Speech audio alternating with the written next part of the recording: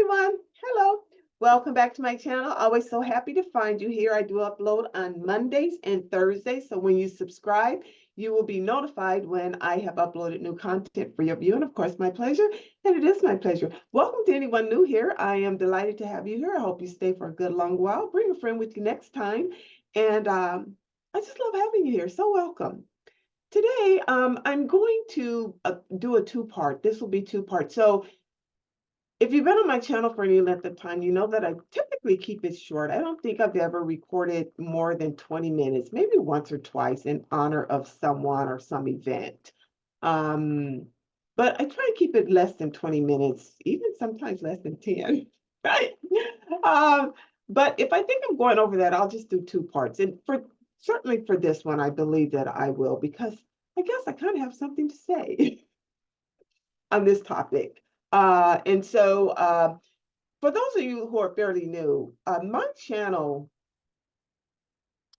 I have the About Me on my channel says that my channel is a compassionate channel where I like to bring positive content about truthful situations and to do it respectfully.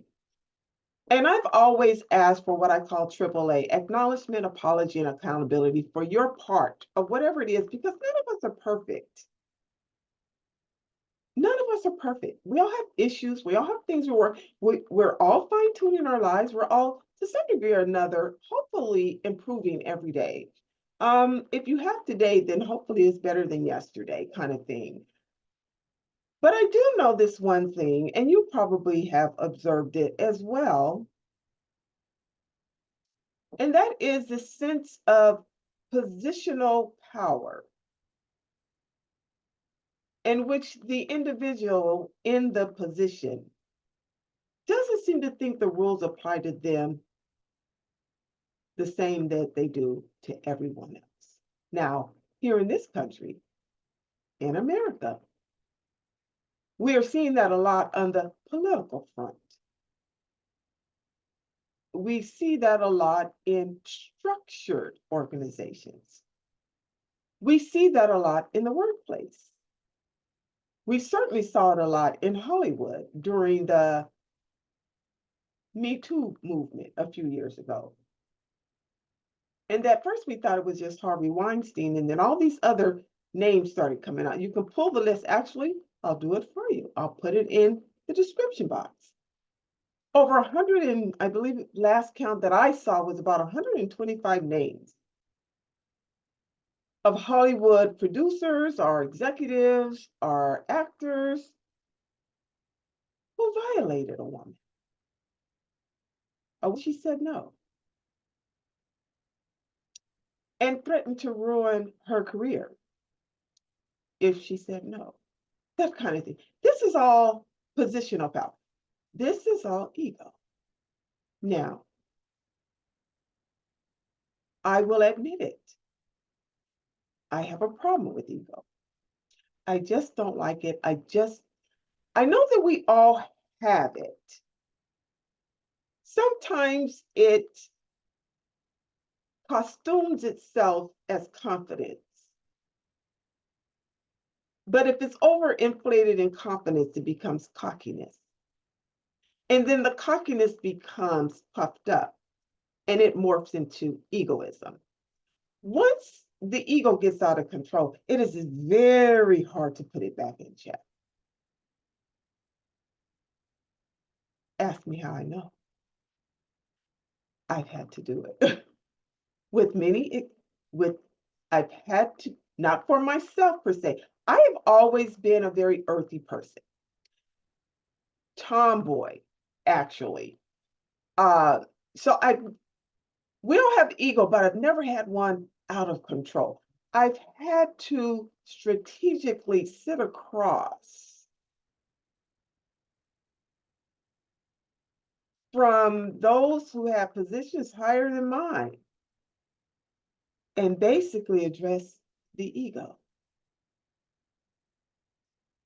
Talk about uncomfortable. But it can be done. The greatest challenge in trying to do it is an unwilling participant. Now, when we see this, oftentimes we don't recognize it as ego, positional authority, cockiness. It's in our families. There's a certain person who everyone else has to just tolerate. In our relationships, in our friendship, there is the head wolf person, or that it's that. It's sometimes in groups, sometimes as you're even driving on the freeway, the person who is zigzagging through the lanes. It's often at work. And you will see the person as they climb up. More of it begins to display itself. Now, I'm addressing this now because, well, I've addressed it many times before. I'll put the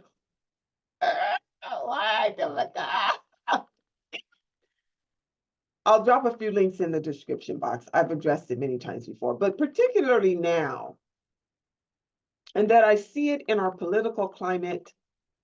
I see it in just, the bullyism that I noticed in one of the Senate meetings. And one of the senators said, "You want to take it outside? I'll take." All of this is bullyism, where they're threatening and where they're dishonorable conduct, disrespectful conduct, conduct that's not fitting of the position you have, is what I'm saying. I guess I just don't normalize bad behavior, never have. And I don't desensitize dysfunction. It's very rare that you can see a person in a higher position just offer a sense of kindness and compassion unless others are watching at the time. Now, why this is, I don't know. And if you've even paid attention to it or not, I don't know.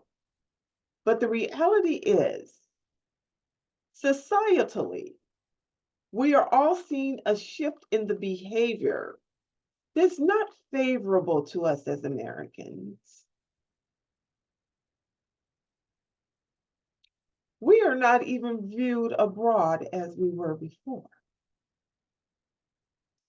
We were the gloss, and now we have quite a matte finish, I'd say. Now, this is me talking. This is me talking.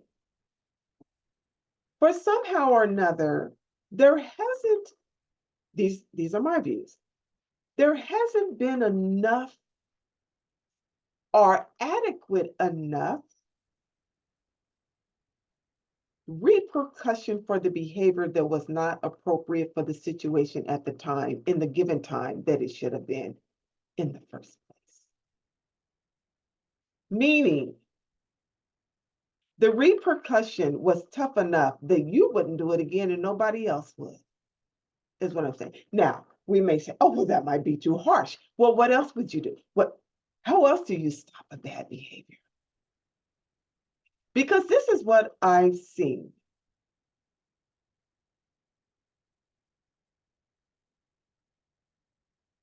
We didn't fix the bully in school, in elementary school.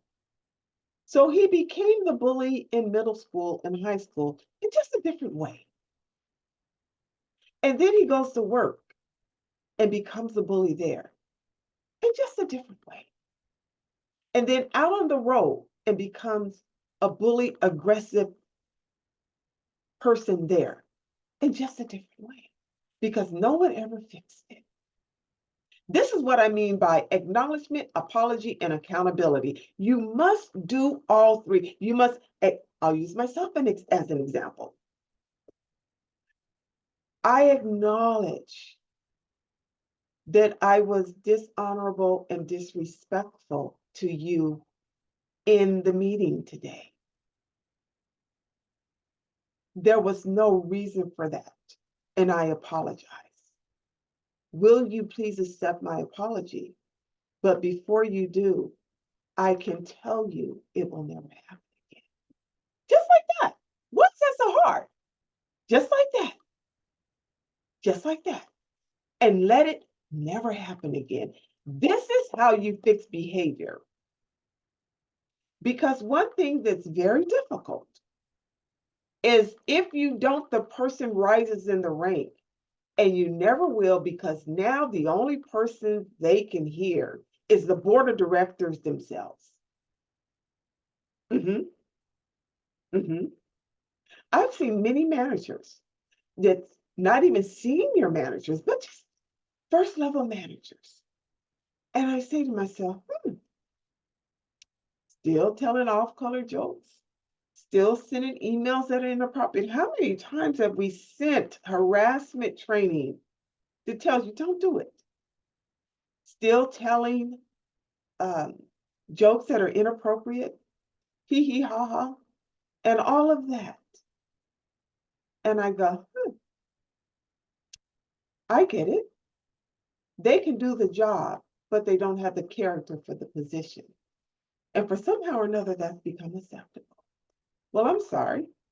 Again, I just can't normalize bad behavior, and I don't desensitize dysfunction. Now, I do believe we should have a good time at work. You spend so much time there, but work is still work.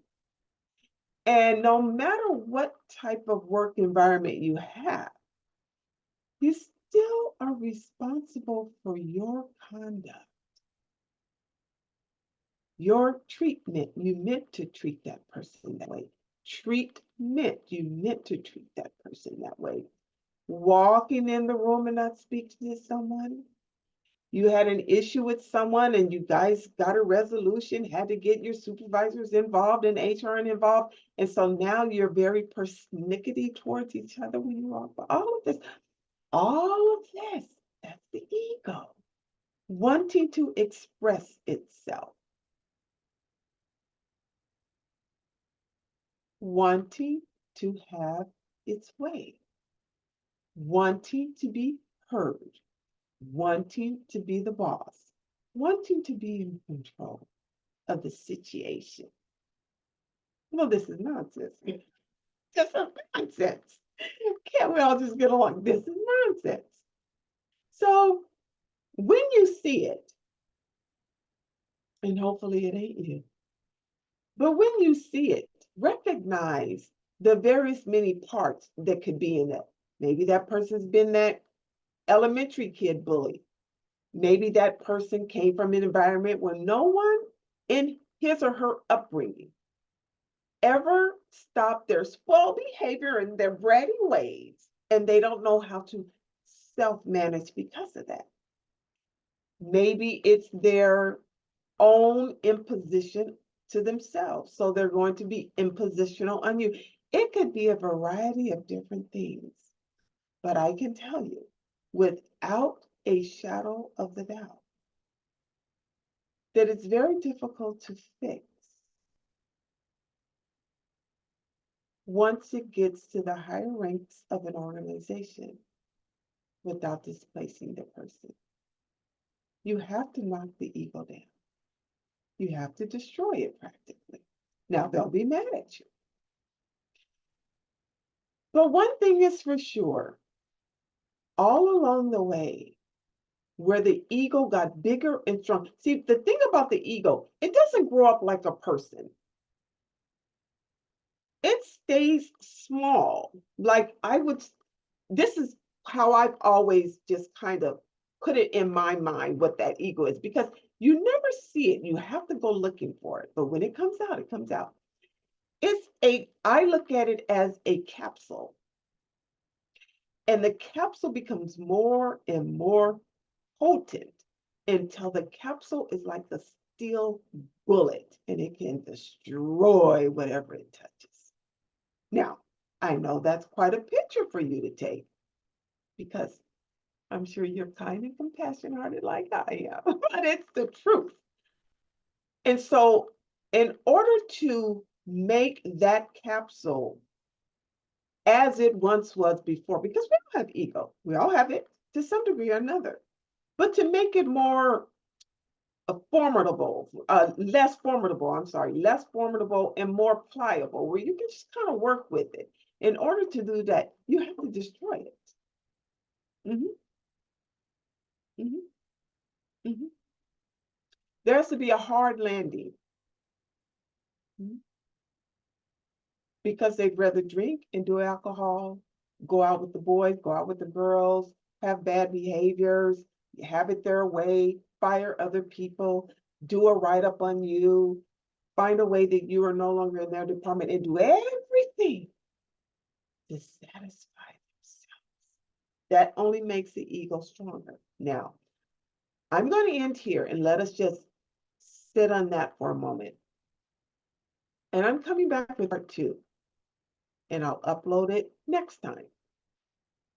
And I will give you examples in, let's say, Hollywood, for example, because otherwise we don't know all the same people. So it's just storytelling otherwise.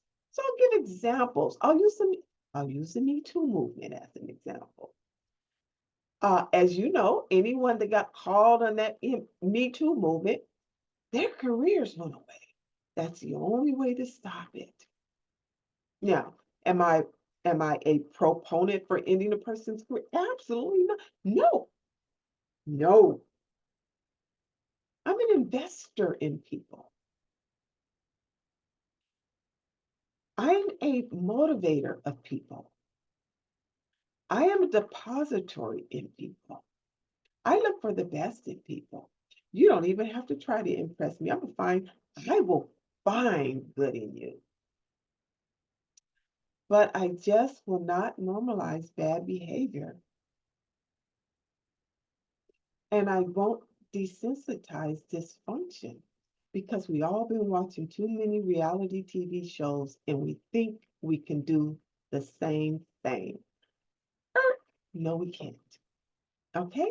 So I love you. If you've gotten this far, please click subscribe, share this video with a friend, and tune in on Thursday when I upload part two with some examples as to what I mean by this. And let's see how we could just kind of shine a brighter light towards everybody else who's having a bad day. Okay? I love you. Bye. See you guys.